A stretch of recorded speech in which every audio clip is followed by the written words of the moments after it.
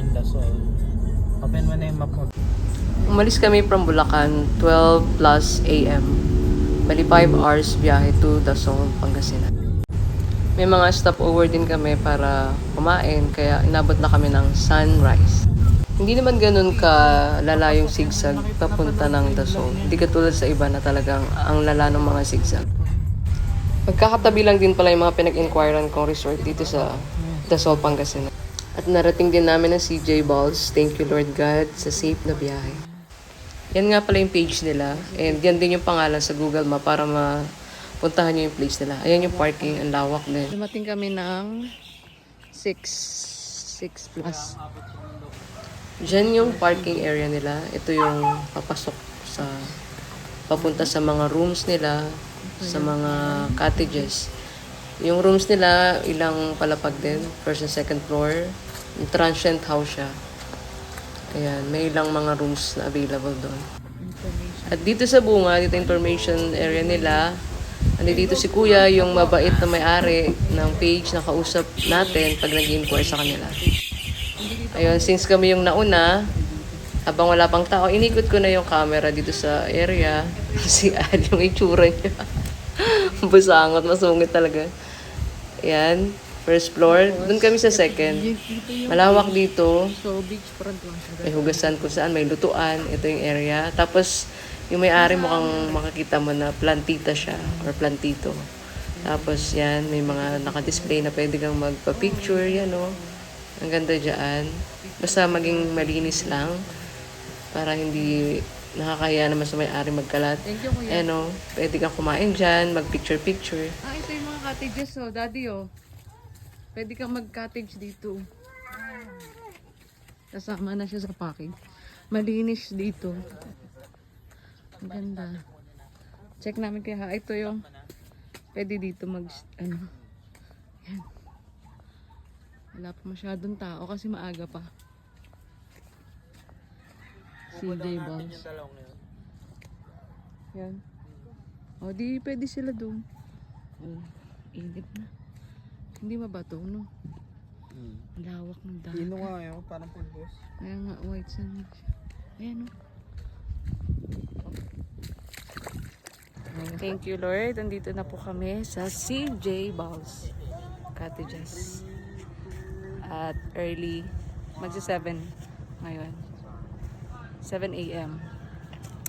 Ang ganda dito kasi ang ganda ng buhangin. Look. Oh. White sand siya. Habang di pa mainit. Tsaka Holy Week ngayon. Maraming tao sa susunod na araw. Kaya maganda yung punta namin. Monday. Hindi pa ganun karami yung tao. Ganda niya.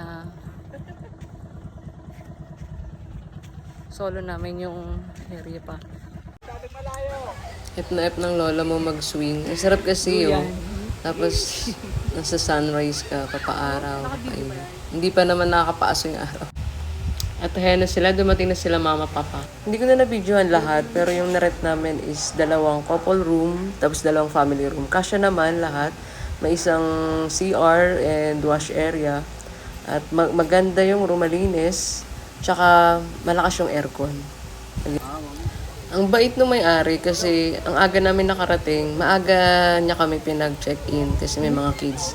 Pero habang while waiting kami na sa cottage, pwede naman na mag-ligo or mag-picture-picture. Ayan, maaga nga nilang nagliguan na. Lalo yung mga bata, tambog talaga agad sila. Kasi nga pala, yung dagat is mababaw, hindi malulunod yung mga bata.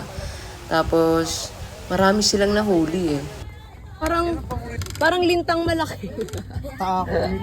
Madami pa silang nahuli, yan lang yung nabidyohan ko. Pero iba-iba yung mga nahuli na na-enjoy nila yung pagsisisip. Ang galing nito mo, may strategy. Salamat kay Lord kasi yung date na set namin is Monday. Hindi ganun kapik. Baga, mapapasin mo Holy Week yan, pero kami-kami lang yung nandyan. Ang ganda ng dagat kasi hindi siya malalim. Kung gusto mong malalim, malayong-malayo pa mapuntahan mo. Yung area ang bungad, may enjoy ng mga kids kasi mababaw lang siya. Papuri at pasasalamat talaga kay Lord sa bawat kaloob niyang ganitong mga pagkakataon na nagkakasama yung mga pamilya. At nakapag-reflect din kami sa bawat buhay-buhay. Hindi lang basta nag-enjoy. Yung nakapag-reflect yung bawat family at nakapagpasalamat kay Lord sa lahat ng mga biyayang ipinagkaloob niya. Ganito naman yung itsura niya sa gabi. Madaming ilaw, maliwanag.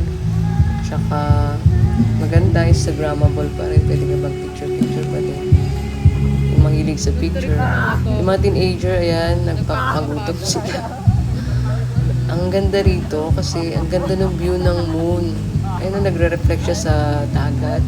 Ang sarap tumambay yung mag-imagine ka lang, mag-reflect ka lang. Hindi kasi peak Monday. Pero peak season yan. Pero nataon kami sa parang solo namin yung area. Kinabukasan kasi peak na yung pag-uwi namin. May pa-bonfire pa.